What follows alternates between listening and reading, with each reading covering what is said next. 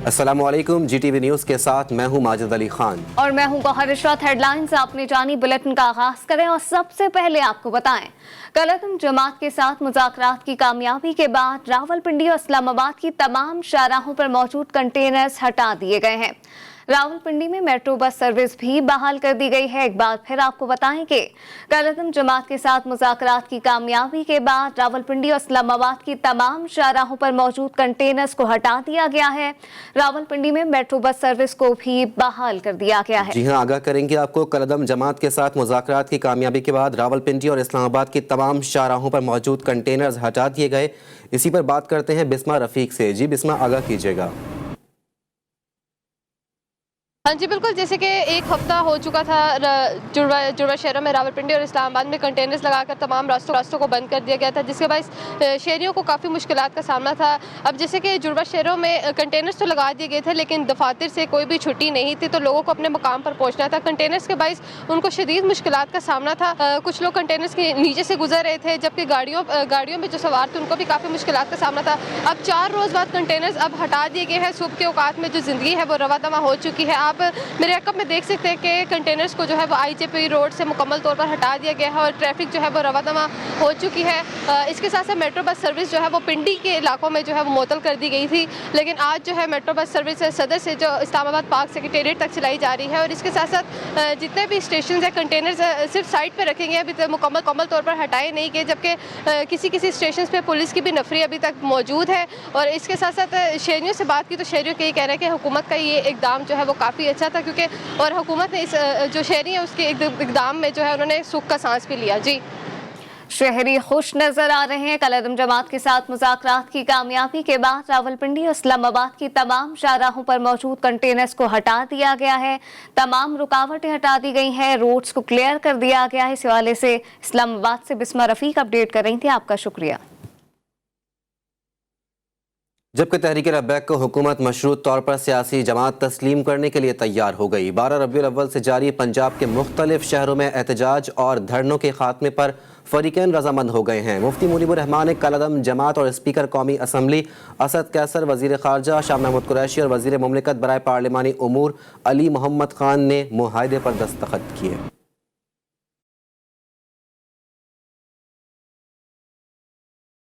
हुकूमत और TLP में मुआहदा तय पा गया। हुकूमत की तरफ से स्पीकर कौमी असम्बली असद कैसर, वजीर खारजा शाह महमूद कुरैशी और वजीर मुमलिकत बराए पार्लिमानी उमूर अली मोहम्मद खान और कलअदम जमात की जानिब से मुफ्ती मुनीबुर रहमान ने दस्तखत किए। मुआहदे के मुताबिक TLP को मशरूत तौर पर सियासी जमात तस्लीम किया जाएगा। कलअदम जमात धरनों और तशद्दुद की सियासत नहीं करेगी। ज़राए के मुताबिक तहरीक लब्बैक पर तमाम मुकदमात का फैसला अदालत करेगी। हुकूमत अदालती उमूर में किसी किस्म की रुकावट नहीं डालेगी। तहरीक के जिन कारकुनों पर मुकदमात हैं उन्हें अदालत से रिलीफ लेना होगा। एहतजाज पुरअमन तौर पर खत्म करके रास्ते खोल दिए जाएंगे। हुकूमत की जानिब से मजीद कोई गिरफ्तारी अमल में नहीं लाई जाएगी। मुआहदे के बाद पंजाब की मुख्तलिफ शाहराहों पर से रुकावटें हटाने का काम शुरू कर दिया गया है। भारी मशीनरी की मदद से रावलपिंडी के फैजाबाद एक्सचेंज से भी रुकावटें हटा दी गयी।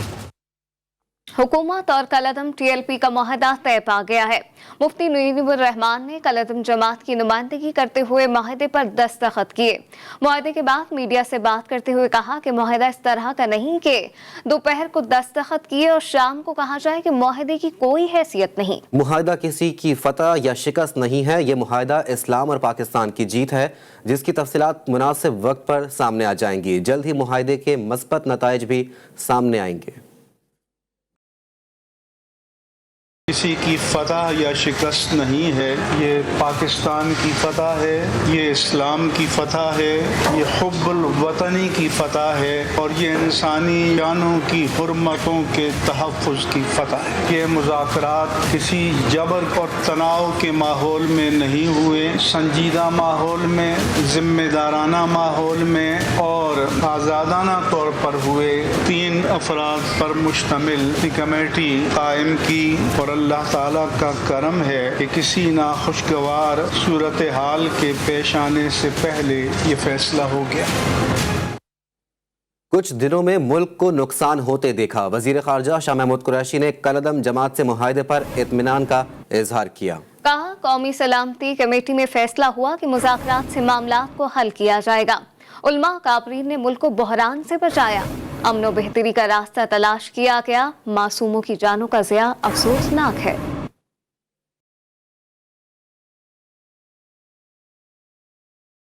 नेशनल सिक्योरिटी कमेटी के इजलास ने तवील मशावरत और गुफ्तगू के बाद एक फैसला किया कि हमने मुज़ाकरात को तरजीह देनी है और दानिश से, ताकत से नहीं, दानिश से इस मसले को हल करने को तरजीह देनी है। अस्पतालों में एम्बुलेंस की रुकावट देखी, बच्चों को स्कूलों तक जाने की दिक्कतें देखी, मुल्क की मईशत को एक नुकसान का खदशा हुआ या हो सकता था अगर ये तवालत अख्तियार करता। उन सब चीजों को सामने रखते हुए अल्हम्दुलिल्लाह एक अमन का और बेहतरी का रास्ता तलाश किया गया है। मैं इस पर तमाम अहले सुन्नत के ज़ोमा और कायदीन का शुक्रिया अदा करना चाहता हूँ। कलअदम मजहबी जमात TLP का लाहौर से शुरू होने वाला लॉन्ग मार्च और धरना तकरीबन 10 रोज जारी रहा। मजीद तफसीलात देखिए इस रिपोर्ट में।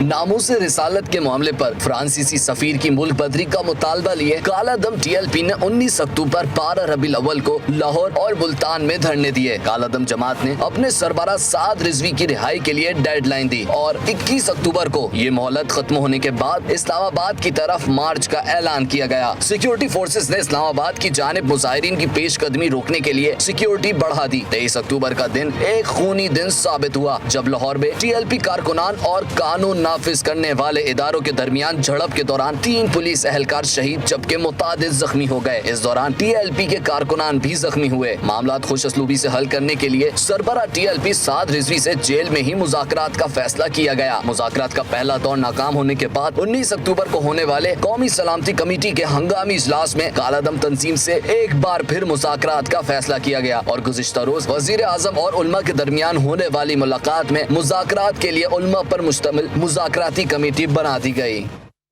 मज़ीद खबरें बुलेटिन का हिस्सा बनाएंगे और आपको बताएं वज़ीर आज़म इमरान खान की ज़ेर सदारत PTI कोर कमेटी का इजलास आज होगा।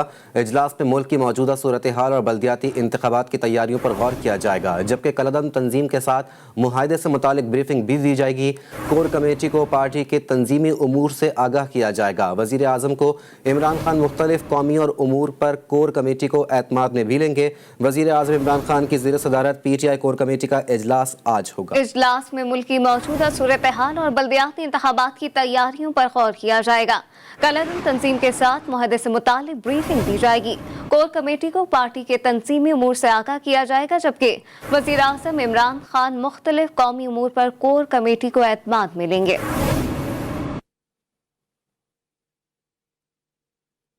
नस्ला टावर का जिक्र कर आपको बताएं, कराची में गैर कानूनी तौर पर तामीर नस्ला टावर को गिराने के लिए दी गई मोहलत अब खत्म हो चुकी है। इमारत को मकीनों से मुकम्मल तौर पर खाली करवा लिया गया है। आज इंतजामिया क्या कार्रवाई करेगी, इमारत के इन्हिदाम के हवाले से क्या हिकमत अमली तय की गई है, जानते हैं हमारे नुमाइंदे वसीम हैदर से जो इस वक्त नस्ला टावर के बाहर ही मौजूद हैं। जी वसीम।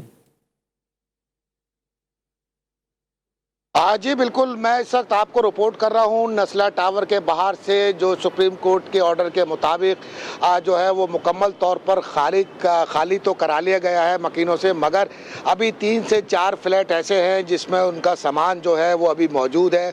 ये वो फ्लैट्स का सामान है जिसके मालिकान जो है वो पाकिस्तान से बाहर गए हुए हैं। इंतज़ामिया की जानिब से ये कहना था कि जब तक उनके मालिकान से रब्ता नहीं होगा उस वक्त तक जो है वो इस मकान को खाली नहीं किया जा सकता, क्योंकि उनके घर के अंदर जो है वो कीमती सामान भी मौजूद है। अगर 3 से 4 दिन में उनके मालिकान से रब्ता नहीं हुआ तो फिर DC की मौजूदगी में जो है वो इस फ्लैट को मुकम्मल तौर पे खाली कराया जाएगा, जिसके बाद जो है वो उसको गिराने की जो हिकमत अमली सिंध हुकूमत की जानिब से जो तैयार की गई है उस पर जो है वो अमल कराया जाएगा। मगर ताहाल अभी सूरत हाल ये है कि इस फ्लैटों में जो आपको मेरे कैमरामैन दिखा रहे हैं अकब में, इनमें मौजूद तो कोई नहीं है, मगर इसके अंदर कुछ सामान अभी बाकी है 3 से 4 फ्लैटों का। यहाँ के जो चौकीदार है उनसे हमारी बात हुई, वो तकरीबन 2005 से जो है वो यहाँ के चौकीदार है। जब यहाँ पर एक सिर्फ बंगला हुआ करता था किसी खातून का, वो बंगला ख़रीदा गया है, जिसके बाद यहाँ पर ये बिल्डिंग जो है वो 2013 में जो है वो तामीर की गई है। उस वक्त से वो चौकीदार थे यहाँ पर, उनका ये कहना था कि गैर कानूनी तौर पर तामीर नस्ला टावर को गिराने के लिए दी गई मोहलत अब खत्म हो चुकी है। इसी हवाले से वसीम हैदर आगाह कर रहे थे, आपका शुक्रिया। और यहाँ आपको बताएं, पाकिस्तान और ईरान की समंदरी हुदूद में नायाब आरा मछली माहीगीरों के जाल में फंस गई है। इस हवाले से मजीद क्या तफसीलात हैं, हिरा सकी से जान लेते हैं। जी हिरा, बताइएगा। जी हाँ, बिल्कुल। पाकिस्तान और ईरान की समुद्री सरहद पर नायाब आरा मछली जो है माहीगीरों के जाल में फंस गई है, जिसमें 29 अक्टूबर को जिवानी के साहिल पर माहीगीरों ने नायाब नस्ल की आरा मछली के जाल में आने की इत्तला WWF को दी थी। आरा मछली नायाब आबी हयात है। इसकी नस्ल पिछले कई बरसों से मादूमियत की खतरे से दोचार है। आरा मछली के दरियात से इस बात की अक्कासी है कि नायाब मछली अब भी पाकिस्तानी समुद्रों में पाई जाती है। इसकी नस्ल की बका के लिए इकदाम कर रही है WWF। इसमें मौजम खान जो है तकनीकी मुशीर WWF है, उनका ये कहना है कि पिछले 10 वर्षों में इस नायाब आरा मछली की मौजूदगी। ठीक है, बहुत शुक्रिया हिरा ज़की, आप हमें अपडेट कर रही थी।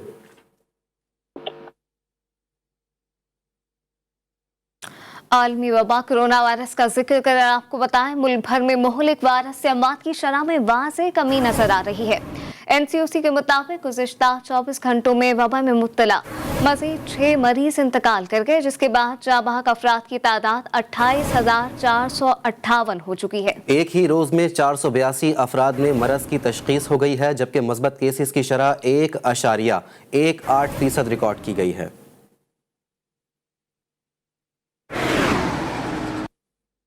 व्हाइट हाउस की तर्जुमान जैन साकी कोरोना वायरस का शिकार हो गई हैं। जैन साकी ने कोरोना टेस्ट पॉजिटिव आने की तस्दीक कर दी। कोरोना टेस्ट पॉजिटिव आने की वजह से व्हाइट हाउस की तर्जुमान ने रोम में होने वाली G20 समिट में शिरकत भी नहीं की। जैन साकी जो बाइडेन एडमिनिस्ट्रेशन में कोरोना का शिकार होने वाली सबसे आला ओहदेदार हैं, वो खानदान के दीगर अफराद के कोरोना का शिकार होने पर वायरस का शिकार हुई। जैन साकी में कोरोना की अलामात खतरनाक नहीं है और वो घर में ही करंटीना है।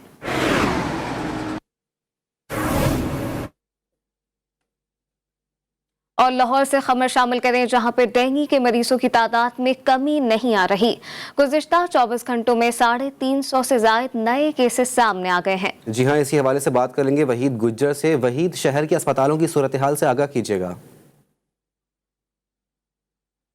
जी बिल्कुल, देखें सूबे भर समेत लाहौर में जो है डेंगू के मरीज़ जो है रोज़ाना की बुनियाद पर बढ़ते चले जा रहे हैं। और एक एवरेज के मुताबिक बताऊं तो तकरीबन शहर में रोज़ाना की बुनियाद पर हमने देखा कि 300 से 350 डेंगू के नए केसेस सामने आ रहे हैं। अगर सूबे भर की बात की जाए तो सूबे भर में तकरीबन 500 550 के करीब जो है केसेस जो है डेंगू के रिपोर्ट हो रहे हैं। जबकि अस्पतालों की सूरत हाल बताऊँ तो अस्पतालों की सूरत हाल भी कोई ज़्यादा बहुत अच्छी नहीं, क्योंकि केसेस जो हैं वो रोज़ाना की बुनियाद पर बढ़ते चले जा रहे हैं। हमारे साथ मौजूद हैं इस वक्त सर्विस हॉस्पिटल के MS डॉक्टर एहतशाम साहब, इनसे मजीद बात कर लेते हैं कि इनके अस्पताल में कितने मरीज़ हैं और कितने बेड खाली हैं। जी डॉक्टर साहब, बताइएगा कि सूरत हाल तो काफ़ी गंभीर है, आपके पास कितने बेड खाली हैं, कितने मरीज़ हैं? बिस्मिल्लाहिर्रहमानिर्रहीम। सबसे पहले मैं अल्लाह ताला से दुआ गो हूँ कि ये अल्लाह के हमें इस मुज़ी मर्ज़ से ना जल्द से जल्द निजात दी जाए। अच्छा, जहाँ तक अस्पताल की बात है, चूँकि ये सर्विसेज हॉस्पिटल शहर के वस्त में मौजूद है और तमाम तर लोड जो है ना इस अस्पताल पर है। कल से हेल्थ डिपार्टमेंट यहाँ पे मौजूद है। हमारे स्पेशल सेक्रेटरी अजमल भट्टी साहब, डॉक्टर आयशा, हमारे प्रिंसिपल, हमारे प्रोफेसर साहबान, आरिफ नदीम साहब, वो यहीं पे मौजूद रहे हैं। और हमने ऐसा ये बता दीजिएगा कितने मरीज़ हैं आपके पास? हमारे पास इस वक्त मरीज़ 170 मौजूद हैं। उसमें यह था कि हमें 139 बेड जो है ना हमने मख्तस किए थे, फिर हमने बढ़ा दिए हैं। अब हमारे पास 170 मौजूद हैं। और अभी आपने आप बैक साइड पे भी देखें कि प्रोफेसर तैयबा वसीम जो है ना वो भी आई हुई हैं। अब इसको मजीद एक्सपेंड कर रहे हैं। कल भी हमने एक्सपेंड किया है और आज मजीद इसको एक्सपेंड कर। जी बिल्कुल, आपने सुना है डॉक्टर साहब का ये कहना है कि मरीज जो चूँकि दिन ब दिन बढ़ते चले हैं, उस हवाले से जो है मुसलसल इजाफा हो रहा है। वहीद गुज्जर हमें अपडेट कर रहे थे, आपका बहुत शुक्रिया। खैबर पख्तूनख्वा में डेंगू के वार थम ना सके। महकमा सेहत के मुताबिक गुज़िश्ता 24 घंटों में 193 नए केसेस सामने आ गए हैं, जिसके बाद मुतासरीन की मजमूई तादाद 6,803 हो गई है। सूबे भर में डेंगू से अब तक 8 अफराद जान की बाजी भी हार चुके हैं। Welcome back. तहरीक इंसाफ ने पाकिस्तान का बुरा हाल कर दिया है। मौलाना फजलुर रहमान की पीडीएम के जलसे में वज़ीर आज़म इमरान खान पर शदीद तनकीद। कहा, नौकरियों का वादा करने वालों ने लाखों नौजवानों को बेरोजगार कर दिया। मुल्क का निजाम नैब के जरिए चलाया जा रहा है। मुल्क की खारजा पॉलिसी नाकाम हो चुकी है। चीन जैसा दोस्त पाकिस्तान से नाराज है। कश्मीरियों का खून हो रहा है। पाकिस्तान से कोई आवाज भी नहीं उठ रही।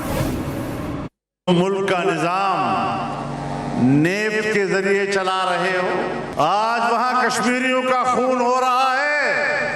पाकिस्तान से कोई आवाज उनके लिए नहीं उठ रही। जिस तरह इस हुक्मरान ने आपको अपाहज बनाया है, आपको बेबस कर दिया है, हम उनको पैगाम देना चाहते हैं कि कौम बेबस नहीं है। इंशाअल्लाह पीडीएम और उसमें शामिल जमातें क़यादत से लेकर कारकुन तक आम आदमी के साथ हर महाज पर खड़ी है और हुक्मरानों के खात्मे तक इंशाअल्लाह ये जंग जारी रहेगी। तहरीक इंसाफ के सुनामी से मुल्क में तबाही आ गई है। शहबाज शरीफ का डेरा गाजी खान में पीडीएम के जलसे से खिताब। कहा, मुस्लिम लीग नवाज के पास ही अवामी मसाइल के हल का मंशूर है। इमरान खान की हुकूमत में गरीब का जीना मुहाल हो गया है। बेरोजगारी, महंगाई से गरीब खुदकुशी पर मजबूर हो गया। मौजूदा हुकूमत से निजात के लिए अवाम को सड़कों पर आना होगा। 3 साल तक आम आदमी की जिंदगी आपने अजीरन कर दी और महंगाई और गुर्बत ने अवाम की कमर तोड़ दी। गले फाड़ फाड़ कर दिन रात ये कहता था ये शख्स कि अगर करप्शन है तो वो हुकूमत और वज़ीर आज़म चोर होता है। ट्रांसपेरेंसी इंटरनेशनल उसने कहा कि पीटीआई के दौर में पाकिस्तान की तारीख में करप्शन सबसे ज्यादा बढ़ चुकी है। मुल्क में अमन और अमान का शदीद मसला था और पीडीएम जलसे कर रही थी। वज़ीर आला पंजाब उस्मान बुज़दार ने पीडीएम के जलसे को गैर जरूरी करार दे दिया। कहा, बेमकसद का जलसा करके कौम का वक्त ज़ाया किया गया। मौलाना फजलुर रहमान नहीं चाहते पाकिस्तान तरक्की करे। मुल्क में अमन और सलामती और इस्तेहकाम के लिए हुकूमत ने बर्दाश्त का मुजाहरा किया है। अवाम के धुतकारे हुए रहनुमा बेवक्त के रागनी से कुछ हासिल नहीं कर सकेंगे। पीडीएम अपने मनफी रवैये पर नजरसानी करे। कहीं ऐसा ना हो कि अगले इलेक्शन में उनकी मजीद नशिस्तें कम हो जाएं। जबकि डीजी खान के अवाम ने शहबाज शरीफ को मुस्तरद कर दिया। पीडीएम के जलसे पर वजीर मुमलिकत फारूक हबीब का कहना था कि जनूबी पंजाब की महरूमियों की जिम्मेदार नून लीग है। नून लीग जब इक़्तिदार में थी तो डीजी खान उन्हें याद नहीं आया। मुस्लिम लीग नवाज ने हर मंसूबे में करप्शन के नए रिकॉर्ड कायम किए हैं। तहरीक इंसाफ की हुकूमत आवाम को गुर्बत और महंगाई से निजात दिलाकर धुतकारे हुए सियासतदानों की सियासत हमेशा के लिए दफन कर देगी।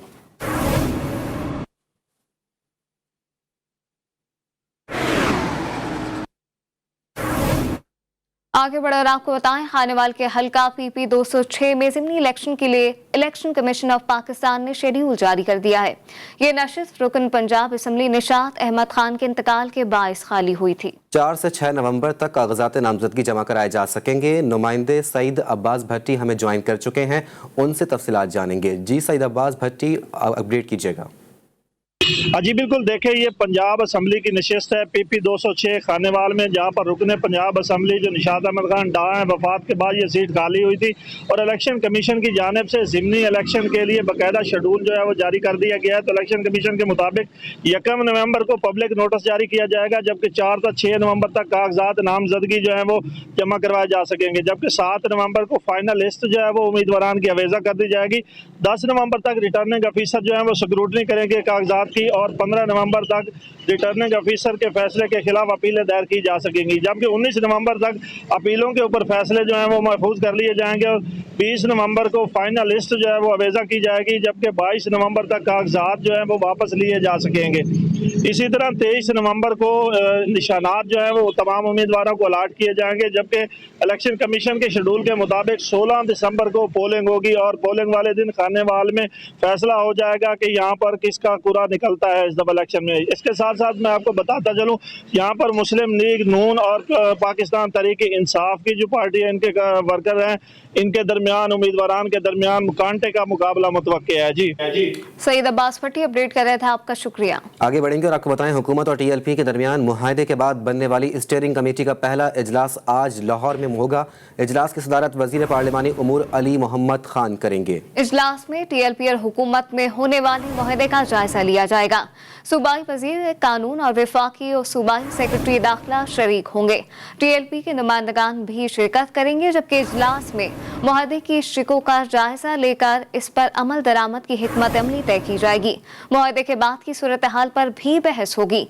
टीएलपी का कलअदम स्टेटस खत्म करने का भी जायजा लिया जाएगा।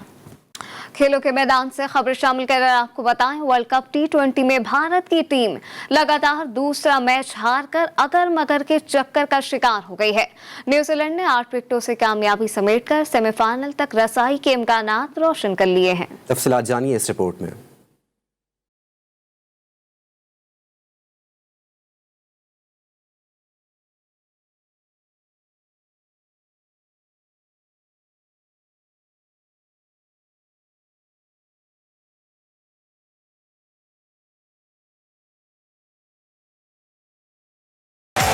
बड़े बॉल का पोल खुल गया। भारतीय टीम की वर्ल्ड कप के दोनों मैचों में एक नहीं चली। पाकिस्तान के बाद न्यूजीलैंड ने भी धूल चटा दी। India will feel badly beaten here, bloodied, maybe not bowed. Still 3 games remain. It is. Virat Kohli लगातार दूसरा टॉस और मैच हार गए। Got it, yeah. We're gonna have a bowl. KVs ने भारत को पहले खेलने की दावत दी, फिर बैटर्स के लिए बैटिंग मुश्किल बना दी। भारत की 11 रन्स पर पहली विकेट गिरी, फिर विकेटें गिरती चली गईं।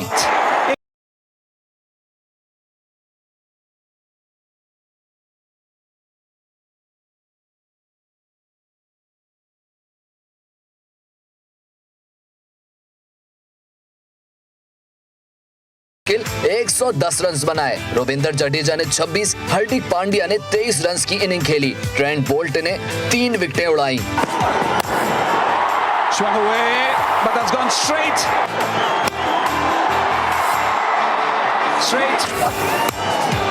Again, will this be taken to Martin Guptill? New Zealand के बल्लेबाजों ने आसान हदफ को मजीद आसान बना दिया। मार्टिन गुप्टिल 20 रन बनाकर आउट हुए। डैरिल मिचेल ने भारतीय बॉलर्स की दुर्गत बना दी। Oh, that's good. Sandler does that. That's good stroke as well. A little punch of the bottom hand, another boundary. Daryl Mitchell 49 run बनाकर आउट हुए। Gets old quicker. That's not bad, is it? It's not quite good enough though. New Zealand ने भारत को 8 विकेटों से हराकर semifinal तक रसाई के इम्कानात रोशन कर लिए। भारतीय टीम अगर मगर के चक्कर में फंस गई। कॉस्मेटिक की दुनिया के मारूफ ब्रांड बीमा पाकिस्तान ने इनक्योर ग्रुप के इश्तराक से पाकिस्तान में भी अपनी नई स्किन केयर प्रोडक्ट्स लॉन्च कर दी हैं। मज़ीद तफसीलात देखिए हिरासकी की रिपोर्ट में।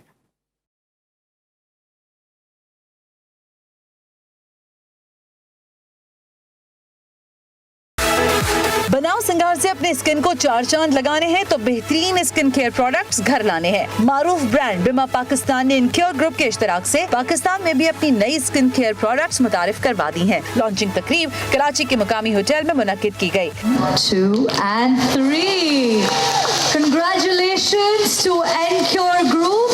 बीमा पाकिस्तान की ब्रांड एम्बेसडर नादिया खान का कहना था कि बीमा इटली की बहुत नामवर प्रोडक्ट है जो कि 100% ऑर्गेनिक है। इसका इस्तेमाल सेहत के लिए फायदेमंद है। बीमा इटली का बहुत ही फेमस ब्रांड है और 100% ऑर्गेनिक है। 45 कंट्रीज में बहुत ही कामयाबी से इस्तेमाल हो रहा है। पाकिस्तान में बीमा वाइट स्किन लाइटनिंग की बहुत ही अमेजिंग रेंज है। इनक्योर ग्रुप के CEO उमर फरहद कहते हैं कि हमारी मियारी प्रोडक्ट्स सारिफीन की जिल्द को खूबसूरत बनाने में अहम किरदार अदा करती हैं। बीमा जो है ये 100% ऑर्गेनिक ब्रांड है जिसके अंदर जो है 100% प्लांट एक्सट्रैक्ट है, ठीक है, जो कि आपकी स्किन को जो है वो बिल्कुल भी हार्म नहीं होती है। आपकी स्किन इसमें बिल्कुल भी हार्म नहीं होती है, 100% ऑर्गेनिक है। इनक्योर ग्रुप की CEO सना उमर का कहना था कि नौजवान नस्ल व्हाइटनिंग के लिए गैर मियारी फार्मूला से गुरेज करे। We have 2 प्रोडक्ट्स, लाइक एक हमारी स्किन लाइन है और एक हमारी हेयर केयर की रेंज है और ये दोनों रेंजेस जो है ऑर्गेनिक है। जितनी भी ब्रांड्स होती हैं स्किन केयर की, उसमें पाकिस्तान में अभी हमारे पास बहुत पीछे हम लोग चल रहे हैं। हम लोग का अंदाज़ा नहीं है कि जो फार्मूला क्रीम्स हैं कितनी ज़्यादा डेंजरस हैं स्किन के लिए फॉर लॉन्ग टर्म यूज़। अगर आप देखें, लॉन्चिंग सेरेमनी में फैमिली गाला भी रखा गया जिसमें अवाम की बड़ी तादाद ने शिरकत की। कैमरामैन अली रजा के साथ हिराजा की GTV न्यूज़ कराची। इस बुलेटिन में फिलवक्त इतना ही। मज़ीद खबरों और अपडेट्स के लिए आप देखते रहिए GTV न्यूज़।